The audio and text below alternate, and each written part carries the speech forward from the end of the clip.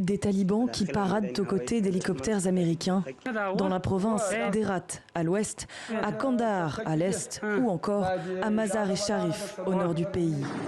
Depuis la reconquête du pays par les ex-insurgés, ces images ont fait le tour du monde et inquiètent sur le matériel militaire désormais à leur disposition. À cause de la négligence de cette administration, nous savons que les talibans ont désormais accès à un équipement militaire américain équivalent à 85 milliards de dollars. Cela inclut 75 000 véhicules, 200 avions et hélicoptères, plus de 600 000 armes légères et de petit calibre.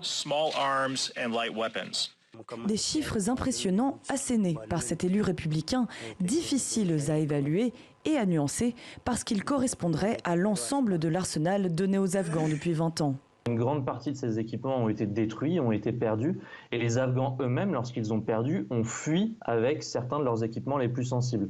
Des hélicoptères, des avions notamment, et tous ces équipements-là, les plus sensibles, ce sont des équipements qui ont besoin de beaucoup d'entretien, d'expertise, de formation qui ne sont pas courantes dans les rangs des talibans.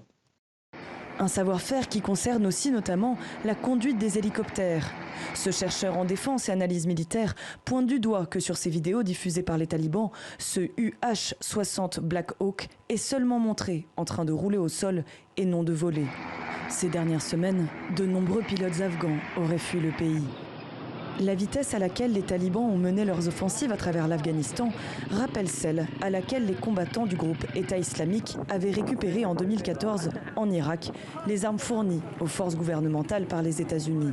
À Kaboul, avant leur retrait le 31 août prochain, les soldats américains font le ménage. Je ne sais pas si vous pouvez entendre les coups de feu, mais cette nuit risque d'être aussi intense que la nuit dernière, où il y a eu d'abord des combats entre des membres du groupe État islamique et des forces talibanes sur l'aéroport, et puis également, puisque c'est le départ dans quelques jours, eh bien, les forces armées américaines qui ont commencé à dynamiter tout leur stock d'armes, dont de vastes explosions.